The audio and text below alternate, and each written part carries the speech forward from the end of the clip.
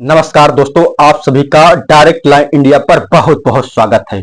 दोस्तों, आज हम बात करने वाले हैं यूपी की राजनीति को लेकर, खासकर जो है अब की बार जो है किसकी सरकार बन सकती है केंद्र में, क्योंकि यूपी की राजनीति ही जो है केंद्र की सत्ता पर जो है बैठाने का कार्य करती है।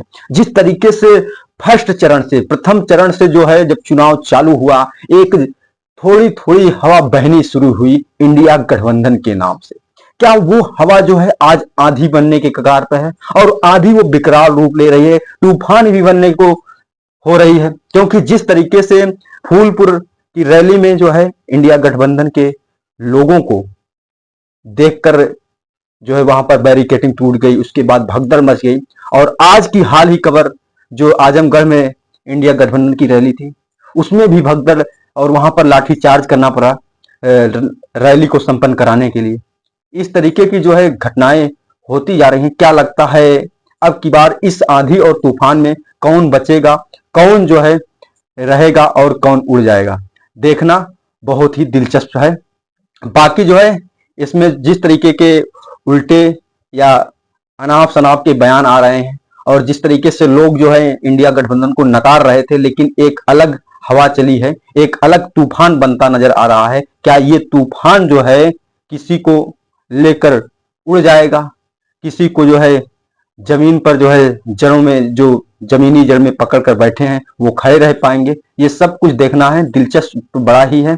अब बात करेंगे कि क्या जो है जब पश्चिमी बेल्ट से जिस तरीके से जो है बीजेपी के लोग रैलियां कर रहे थे, उस समय कुछ जोश अलग था शुरुआत के दिनों में। लेकिन जैसे जितने भी उनके कार्यकर्ता हैं, जितने भी बड़े लीडर हैं, स्टार प्रचारक हैं, अब वो जब भाषण देने जाते हैं, उनके चेहरे पर एक अलग सी मौन, स्पीच तो देते रहते लेकिन वो इमोशंस नहीं आ पाते हैं। एकदम नाराजी भरा, एकदम दुखद चेहरा दिखता है। खासकर मोदी जी का अगर कोई रैली अटेम्प्ट कर रहे हैं, वहां पर देखते हैं उनकी आवाज तो निकल रही है, लेकिन उनको भी दिल से लग रहा है कि अब की बार हमारा क्या होगा, अभी कुछ कहा नहीं जा सकता। क्योंकि जिस तरीके से पांचवें चरण के बाद जो है माहौल अलग दिखा, जो हवा बहना शुरू हुई थी वो आंधी में तब्दील हुई। अब क्या जो है सातवें चरण तक ये तूफान बनेगी, और तूफान बनेगी तो किसे जो है ले डूबेगी, किसका जो है भविष्य जो है ईवीएम में कैद होगा, कौन जो है अगले बार यानी 2024 का तख्तो ताज पहनेगा, ये तो 4 जून को ही पता चलेगा।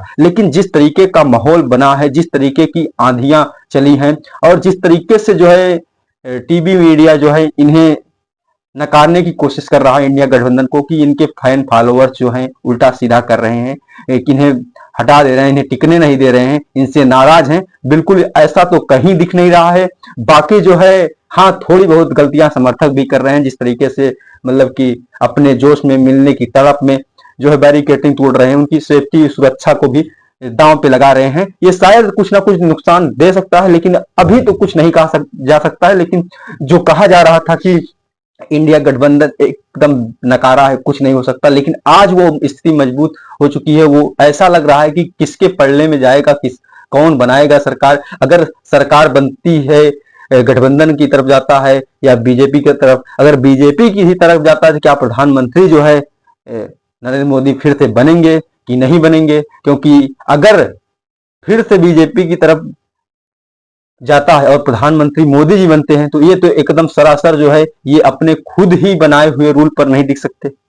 जिस तरीके से इंडिया गठबंधन के लोगों ने संविधान बचाओ बीजेपी हटाओ का नारा देकर जो है पूरा जो है प्रचार कर रहे हैं, ये जो है एकदम तख्तो ताज पलटने वाला है। अब देखना ये है कितना जो है इसमें ताकत भरी रहती, कितना जो है ये ऊंटों में तब्दील हो पाता। जिस तरीके से रैलियों में भीड़ जो है उमड़ती जा रही है, खासकर जब पांचवें चरण के बाद जब पूर्वांचल में पहुंचा इनका नजारा, तो कुछ अलग दिख रहा। लेकिन इसके पहले जितने भी राजनीतिक विश्लेषक थे, यानी जितने भी राजनीतिक पंडित थे, वो कह रहे थे कि नहीं, इस सबसे ज्यादा बीजेपी को पश्चिमी बेल्ट में नुकसान होगा। लेकिन कुछ अलग दिख रहा है, पश्चिमी बेल्टों से ज्यादा तो पूर्वांचल में दिख रहा है। अब पूर्वांचल में क्या होगा ये तो 4 तारीख को ही पता चलेगा। लेकिन जो है जो भीड़, जो रैलियों में जो उत्साह समर्थकों के बीच, और खासकर जब वो वहां पर रिपोर्टर्स जाते हैं, बात करते हैं लोगों से, तो ये नहीं नजर आता कि यहाँ पर जाति कार्ड खेल रहा है। हाँ, कुछ थोड़ा बहुत खेल रहा होगा, लेकिन जो है युवा जो है, जो बेरोजगारी से परेशान, जो महंगाई से परेशान है, वो आ रहे हैं, चाहे एससी हो, चाहे एसटी हो, चाहे चमार हो,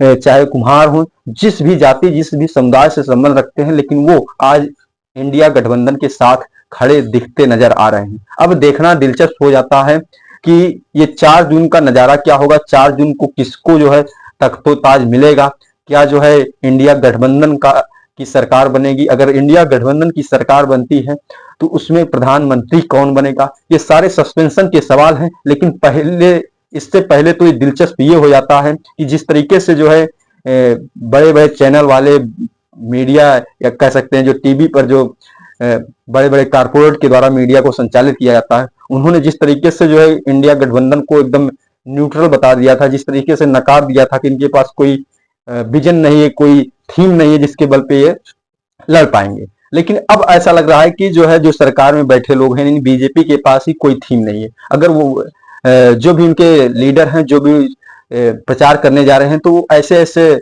बहकावे वाले भाषण दे रहे हैं कि आप जो है हिंदू मुस्लिम पे आ जाते हैं, उसके बाद जो है राम मंदिर का जो है इतना फास्ट ट्रैक में, ये सारी चीजें क्रेडिट ले रहे हैं। लेकिन जो आम जनता को जरूरत है, जो आम जनता की नीड है, उस पर बात ही नहीं कर रहे हैं। और वही चीज जो है इंडिया गठबंधन कर रहा है, जो लोगों की जरूरत है बात उसके लिए कर रहा है।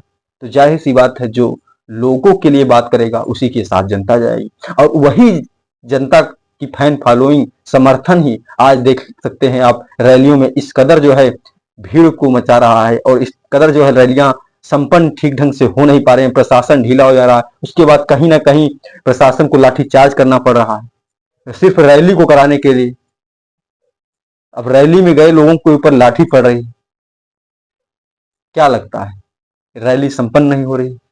अब ये नजारा क्या रहेगा, ये तो 4 जून को पता चलेगा। अभी जिस तरीके से 5वें चरण यानी अमेठी वगैरह रायबरेली में जो चुनाव हुए, उस तरफ से आंधी का रुख बना इस हवा का। अब आंधी तूफान बनी है। अब ये कितना किसको उजाड़ कर ले जाएगी, किसको जो है कहीं पे ले जाके जमा देगी, अब ये तो देखना दिलचस्प है। बाकी आपको क्या लगता है, इंडिया गठबंधन इसमें मजबूती से लड़ रहा है कि नहीं लड़ रहा है, क्या उसकी सरकार बन सकती है कि नहीं बन सकती है, क्या बीजेपी की सरकार आएगी कि नहीं आएगी। इन सब के लिए आप कमेंट में हम तक अपने विचार को साझा कर सकते हैं। बाकी जो है मैं आपको इंफॉर्मेशन देने का प्रयास कर रहा हूं, क्योंकि मैं लगातार रैलियों की रिपोर्ट देख रहा हूं। हाँ, हर जगह नहीं जा रहा हूं, जगहों जगहों पे मैं रिपोर्ट भी करता हूं। लेकिन जिस तरीके से जो है लाइव स्पीच वगैरह चल रहे हैं और एक अलग माहौल दिख रहा है और एक अलग जो है नजारा दिख रहा है, तो क्या लगता है आपको, आप कमेंट के जरिए हम तक अपना सुझाव जरूर दीजिएगा। और ये भी बताइएगा कि जो है क्या इंडिया गठबंधन मजबूती के साथ लड़ रहा है, और लड़ रहा है तो किसकी वजह से लड़ रहा है। क्या जो है राहुल गांधी और प्रियंका गांधी या जो है अखिलेश यादव तीनों एक साथ आने की वजह से ये मजबूत दिखा है, कि इसमें किसी एक का ही फैक्टर है। क्या लगता है, आप अपने कमेंट के जरिए हम तक अपना सुझाव देते रहिएगा। बाकी मैं इस वीडियो को यहीं पे अंत करना चाहता हूं, और जो है आगे मिलेंगे, क्योंकि मैं जब इस समय वीडियो बना रहा हूं तो थोड़ा फैन वैन बंद है, और देख सकते हैं हमारे साथ पसीना निकल रहा है। हम हमेशा जब गर्मी में फील्ड में भी जाते हैं तो वहां पे भी धूप कड़ाके की रहती है, तब भी पसीना निकलता है। इस पसीने की कीमत को थोड़ा जरूर ध्यान दीजिएगा, और एक लाइक करिएगा, और पहली बार चैनल पे हो तो सब्सक्राइब जरूर करिएगा। बाकी मैं इस वीडियो को यहीं पे अंत करता हूं। जय हिंद दोस्तों।